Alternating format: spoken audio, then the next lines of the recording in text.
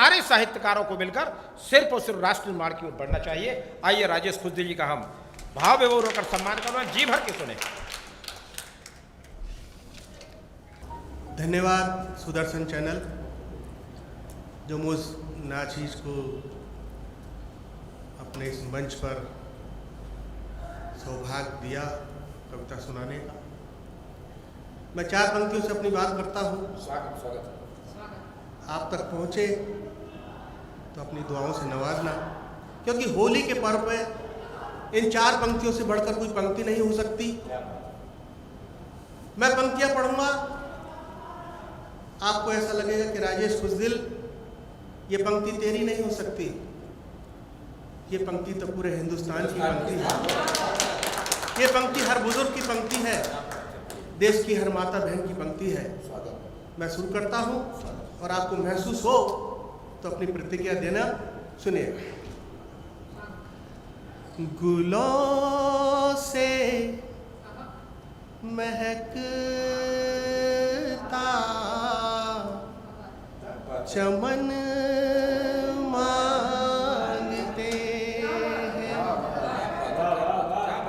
गुलों से महकता चमन मांगते हैं, 2 रोटी मकान और वसन मांगते हैं, नहीं मांगते हैं ये मंदिर ये मस्जिद, नहीं मांगते हैं ये मंदिर ये मस्जिद, के हम तो वतन में अमन मांगते हैं, कि हम तो वतन में अमन मांगते हैं।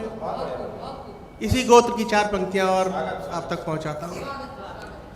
मोहब्बत के गुल तुम खिला कर तो देखो, मोहब्बत के गुल तुम खिला कर तो देखो, दिलों से दिलों को मिला कर तो देखो, ये सारा जहां एक घर सा लगेगा, ये सारा जहां एक घर सा लगेगा, ये नफरत के परचम गिरा कर तो देखो, ये नफरत के परचम गिरा कर तो देखो। दोस्तों, एक अलग तरह का काव्य पाठ मैं आज आपके बीच में रखना चाहता हूँ। मेरा 30 साल का सफर हो गया मंचों पर काव्य पाठ करते हुए। एक छंद होता है जिसे हम माहिया छंद कहते हैं। माहिया छंद की बहुत विशेषताएं होती हैं। जिस तरह से हम कोई शेर पढ़ते हैं तो वो 2 पंक्तियों में पूरा हो जाता है, हम कोई मुक्तक पढ़ते हैं तो वो 4 पंक्तियों में पूरा हो जाता है। माहिया छंद 3 पंक्तियों के अंदर पूरा होता है। इन 3 पंक्तियों में सवाल होता है, इन 3 पंक्तियों में ही जवाब होता है। और इस माहिया छंद की सबसे विशेष बात यह है कि ये पंजाबी साहित्य की देन है।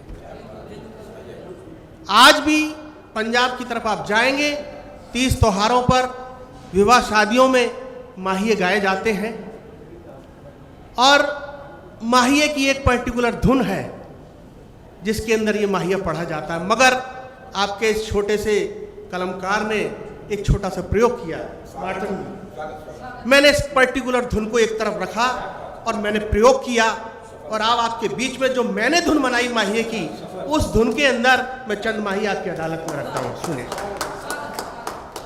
और इन माहियों को पढ़ने के लिए मैंने एक विषय रखा, देशभक्ति, शहीदों की शहादत। अक्सर आपने देखा होगा कि वीर रस की बातें, उसकी बातें हमेशा तेजी के साथ ऊंची आवाज में पढ़ी जाती है, मगर मैं आपको बताना चाहता हूं कि देशभक्ति की बात नम्रता से भी की जा सकती है, नर्म लहजे में भी की जा सकती है। मैं उसी लहजे से आपको जोड़ने की कोशिश करता हूं। सुनिए, ये बात उजागर है,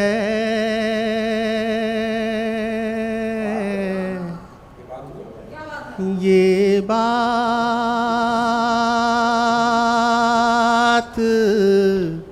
उजागर है, याद शहीदों की पूजा के बराबर है। ये बात उजागर है, याद शहीदों की पूजा के बराबर है। ये बात उजागर है। सुनिएगा कि गर्दन में जो पहना है, गर्दन में जो पहना है, फांसी का एक फंदा, वीरों का वो गहना है। गर्दन में जो पहना है, फांसी का एक फंदा, वीरों का वो गहना है, वीरों का वो गहना है। और इस माही पर पूरे सदन का आशीर्वाद और मोहब्बत चाहता हूँ। सुनिएगा, हम शहीदों के लिए इससे बड़ी बात कह भी नहीं सकते हैं। सुनिएगा कि इतिहास बनाता है,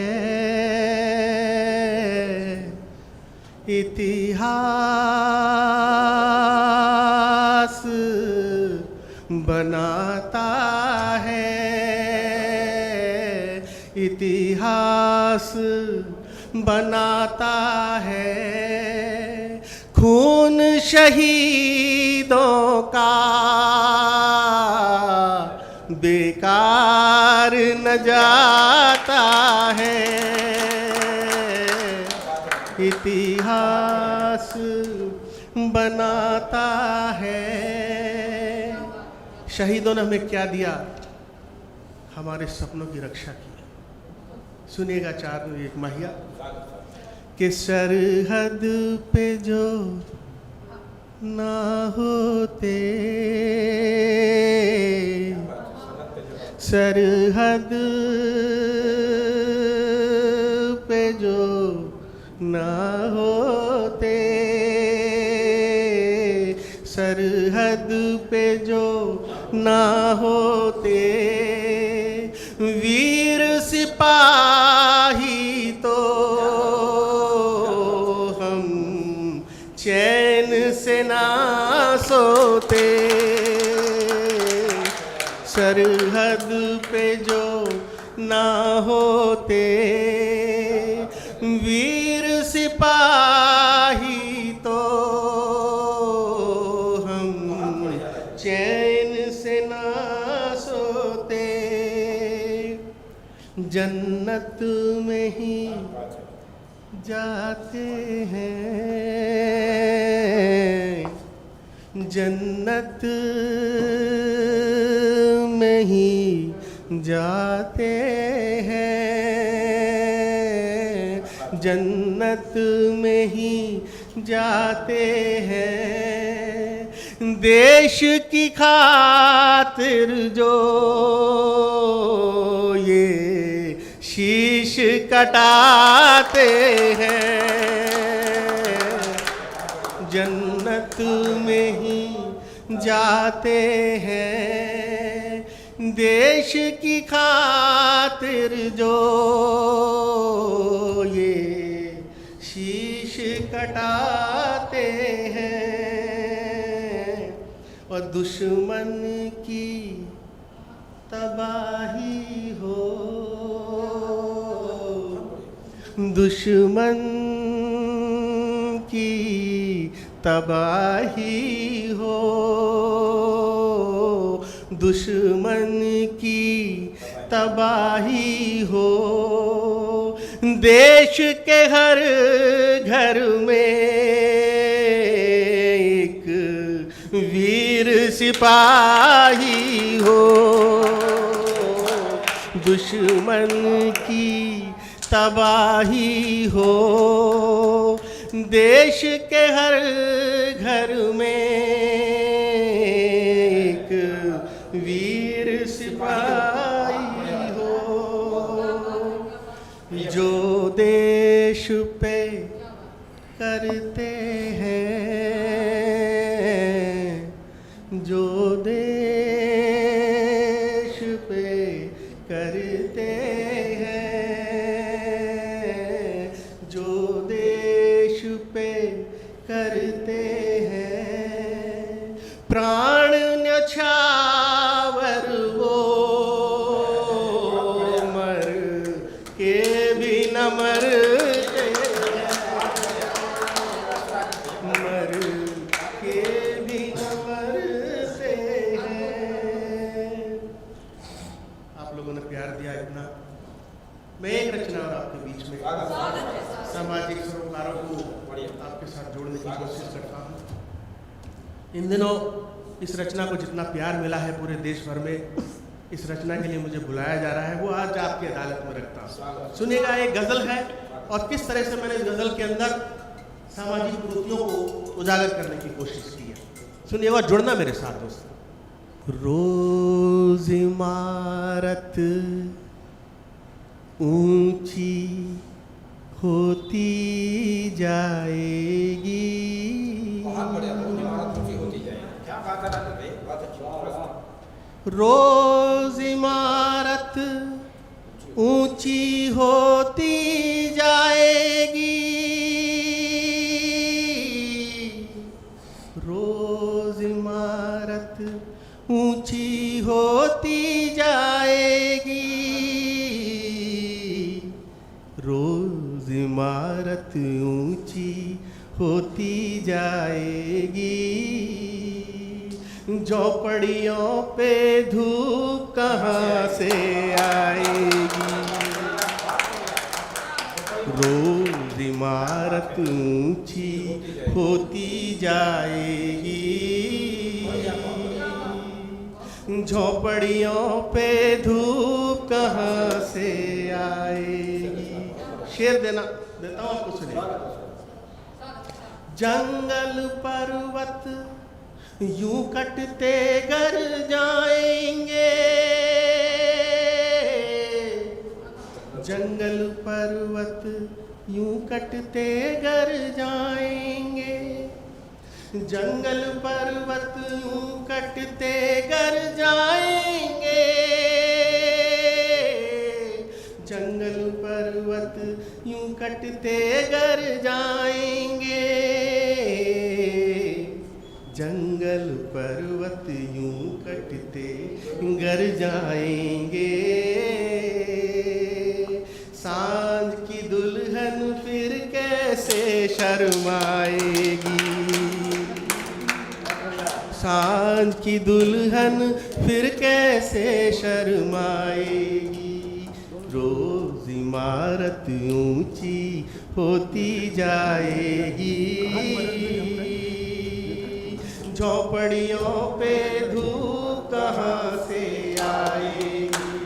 और एक बहुत बेहतरीन शेर देता हूँ। क्या नारी शक्ति बैठी हुई है, भ्रूण हत्या की बात की जाती है और कुछ महिलाओं ने तो सीधे सीधे कहा कि भ्रूण हत्या नहीं होनी चाहिए या ये, मगर जब कोई बात इशारों में की जाती है तो उसका असर कितना होता है। मैंने इशारों की भाषा में भ्रूण हत्या पर रोक लगाने के लिए देखिए, अगर कोई नयापन लगा इस शेर के अंदर। जिस आंगन में पायल की होगी छम छम, जिस आंगन में पायल की होगी छम छम, जिस आंगन में पायल की होगी छम छम, जिस आंगन में पायल की होगी छम छम, जिस आंगन में पायल की होगी छम छम, शहनाई की गूंज वहीं से आएगी, जिस आंगन में पायल की होगी छम छम, शहनाई की गूंज वहीं से आएगी। और ये शेर देखना, माँ चाहे वो करोड़पति आसामी है, चाहे मध्यम वर्गीय परिवार की है, चाहे निम्न वर्ग की है, उसका स्वभाव कभी नहीं बदलता। एक बेहतरीन शेर देता हूँ जिस शेर को कहने के लिए मैंने पूरी गजल की रचना की है, वो शेर सुनना। अन्न की कीमत घर में केवल माँ जाने, अन्न की कीमत घर में केवल माँ जाने, अन्न की कीमत घर में केवल माँ जाने, अन्न की कीमत घर में केवल माँ जाने, अन्न की कीमत घर में केवल माँ जाने, ताज़ा है पर पहले बासी खाएगी, ताज़ा है पर पहले बासी खाएगी, रोज इमारत ऊंची होती जाएगी, झोपड़ियों में धूप कहाँ से आएगी। शेर सुनना कि नेताओं से हाथ मिलाना ठीक नहीं, नेताओं से हाथ मिलाना ठीक नहीं, नेताओं से हाथ मिलाना ठीक नहीं, नेताओं से हाथ मिलाना ठीक नहीं, नेताओं से हाथ मिलाना ठीक नहीं, हाथ की इज्जत रेखा भी मिट जाएगी, हाथ की इज्जत रेखा भी मिट जाएगी, रोज इमारत ऊंची होती जाएगी, रोज इमारत ऊंची होती जाएगी, झोपड़ियों पे धूप कहाँ से आएगी। शेर सुनना, कंगाली में यार हमें मालूम न था, कंगाली में यार हमें मालूम न था, कंगाली में यार हमें मालूम न था, कंगाली में यार हमें मालूम न था, कंगाली में यार हमें मालूम न था, बच्चों की गुल्लक ही साथ निभाएगी, बच्चों की गुल्लक ही साथ निभाएगी, रोज इमारत ऊंची होती जाएगी, झोपड़ियों में